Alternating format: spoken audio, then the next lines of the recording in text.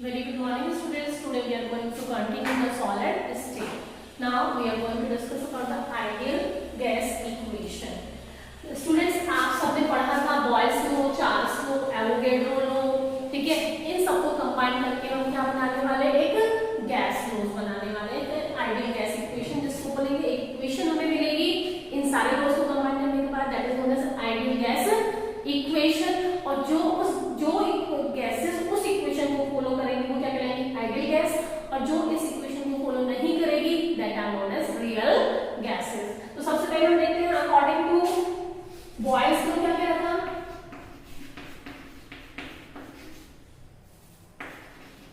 Boyle's law क्या कह रहा था, constant temperature, at constant temperature V proportional, or you can say P proportional 1 upon V, or you can say V आप यहाँ रख सकते हो V proportional P, ठीक है। सारे गैस लॉज को हम V की टर्म्स में लिखेंगे, सारे गैस लॉज को V की टर्म्स में लिखना है। तो अब है at constant Charles law. Charles law में क्या कांस्टेंट लगा था, कांस्टेंट प्रेशर यानी कि वॉल्यूम प्रोपोर्शनल टेम्परेचर, ठीक है। एवोगैड्रो लॉ,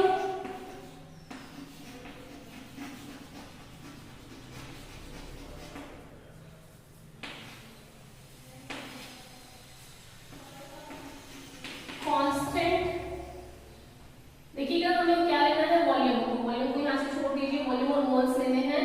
तो प्रेशर और टेम्परेचर को कांस्टेंट रख दीजिए, volume proportional, and this is the equation 1, this is equation 2, and this is equation 3, and from equation 1, 2 and 3 देखिएगा वॉल्यूम यहाँ पे ऐसे ही आ गया है कि then क्या ऊपर प्रोपोर्शनल में कौन है, टेम्परेचर और मोल्स प्रोपोर्शनल में है, और प्रेशर इनवर्सली प्रोपोर्शनल है, जो ऊपर है ऊपर ही रहती है, जो नीचे नीचे रहती है, ठीक है। यहाँ तक देखिएगा।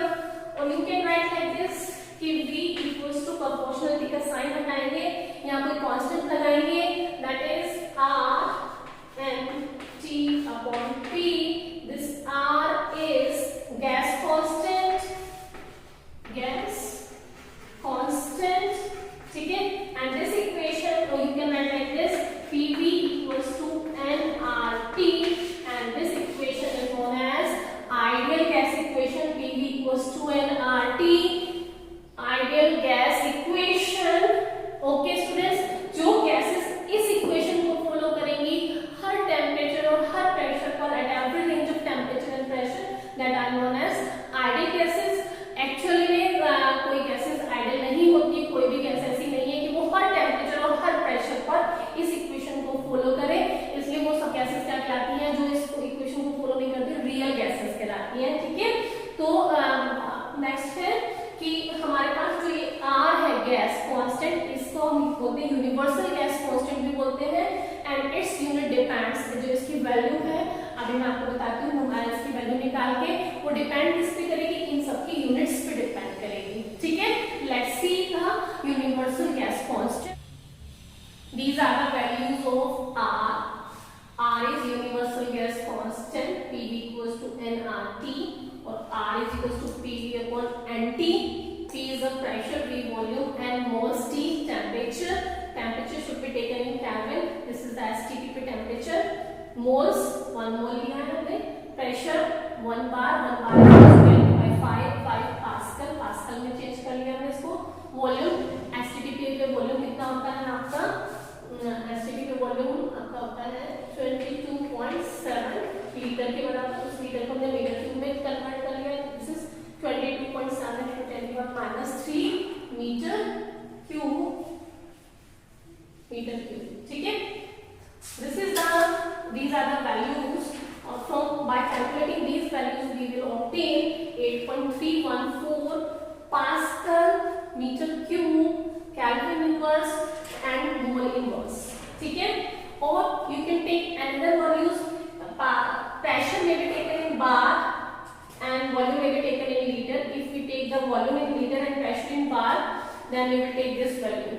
ठीक है, if I will take जो ये वाला टर्म है आपका प्रेशर इनटू वॉल्यूम, ये क्या हो जाएगा आपका एनर्जी यानी कि जूल में कन्वर्ट कर लिया हमने उसको, तो यू विल टेक 8.314 जूल पर केल्विन पर मोल. ठीक है, दीज आर द वैल्यूज. पहले आप चेक कर लेंगे कि क्वेश्चन में प्रेशर बार में है या पास्कल में है, तो अकॉर्डिंगली आप वैल्यू चूज कर सकते हैं. तो in this way these are the values of universal gas constant R. They are various numericals in which we will use these value. देखिएगा, जैसे हम पहले रख रहे थे, दो कंडीशंस रखते हैं ना, कंडीशन 1 कंडीशन 2 बॉयल्स को, कंडीशन 1 कंडीशन 2 रखा ना, तो हमने क्या रखा था P1 V1 equals to P2 V2. ठीक है, ऐसे नेक्स्ट आया था V1 upon P1 equals to V2 upon P2. ठीक है, तो ऐसे करके हम इन सारे गैसेस को जब हम कंबाइन करते हैं तो we will obtain P1 V1 upon T1 equals to, this is condition 1 and it will be equals to gas constant के इक्वल आने वाली है. ऐसे P1 V1 upon P2 V2 upon T2. ऐसे दिस इज R1 और you can say K, you can use K. ठीक है, ये जो पूरा का पूरा है P1 V1 upon T1 equals to क्या आने वाला कांस्टेंट. ऐसे यहाँ पर P2 V2 upon T2 equals to क्या आने वाला कांस्टेंट. इन दोनों को कंबाइन करेंगे. This is equation 1 and this is equation 2, and from equation 1 and 2 we will obtain P1 V1 upon T1 equals to P2 V2 upon T2. This is the relation and this equation is known as combined gas laws. सारे gas laws को combine करके we will obtain P1 V1 upon T1 equals to P2 V2 upon T2, and this is also a relation we will use in numerical to solve the conditions. Okay.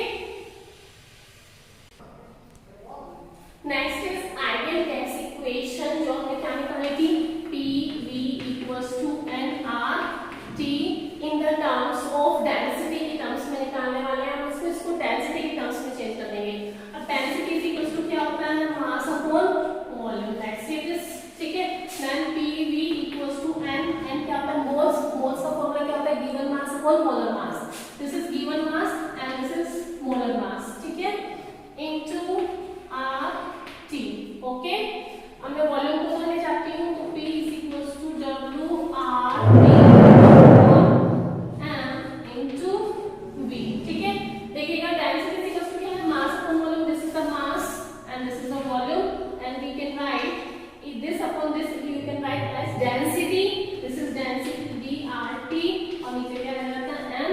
This is the relation between density and ideal gas equation, or you can say ideal gas equation in the terms of density. Okay, this is an important relation also. There is a many questions in NCERT exercise based on this formula. Next is Dalton law of partial pressure. This is given by the John Dalton in 1801.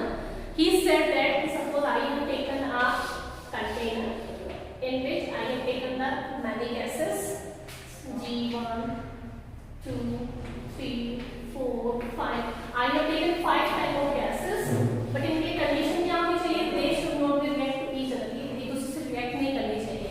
अगर ये एक दूसरे से react कर लेंगे तो compound बन जाएगा. लेकिन हमें नॉन रिएक्टिंग गैसेस चाहिए, यानी कि I have taken more than 2 gases in a container that are not reacting to each other. अब इस कंटेनर में कितना प्रेशर एक्सर्ट होगा, अब हमें निकालना है इस कंटेनर का टोटल प्रेशर. तो इस कंटेनर का टोटल प्रेशर कैसे निकालेंगे, इसका प्रेशर प्लस इसका प्रेशर प्लस इसका प्रेशर प्लस इसका प्रेशर प्लस इसका प्रेशर, इन सबके प्रेशर को टोटल कर देंगे तो we will obtain the total pressure of the gases. यानी कि द स्टेटमेंट ऑफ, पहले एक बार स्टेटमेंट दोबारा से सुन लीजिएगा. Total pressure exerted by all the non reacting gases in a container will be equal to, किसके इक्वल होगा वो, sum of partial pressure of individual gas. Partial pressure मतलब इसका प्रेशर. ठीक है, देन इसका प्रेशर प्लस इसका pressure, sum of individual partial pressures of gases. ठीक है, दोबारा से सुन लीजिएगा कि total pressure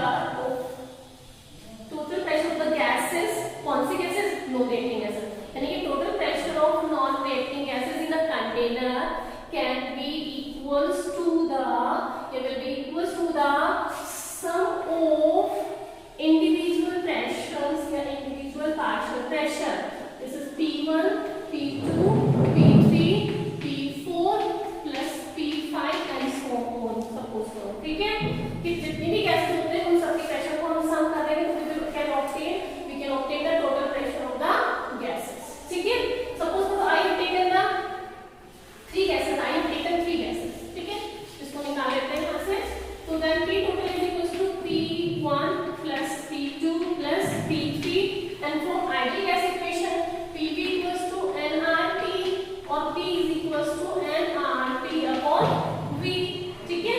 And from here we can calculate this is N1RT upon V. अब वॉल्यूम सेम रहेगा क्योंकि एक ही कंटेनर है. ठीक है? टेम्परेचर भी सेम रहेगा, एक ही कंटेनर है, सिर्फ मोल्स अलग रहेंगे सबके. Then N2RT upon V, then N3RT upon V. Like this, you can common this whole term can be common. Now N1 plus N2 plus N3 will be here, and RT upon will be common, and this is a P total. ठीक है? Total pressure can be calculated with the help of this equation. Okay, this is the Dalton law of partial pressure.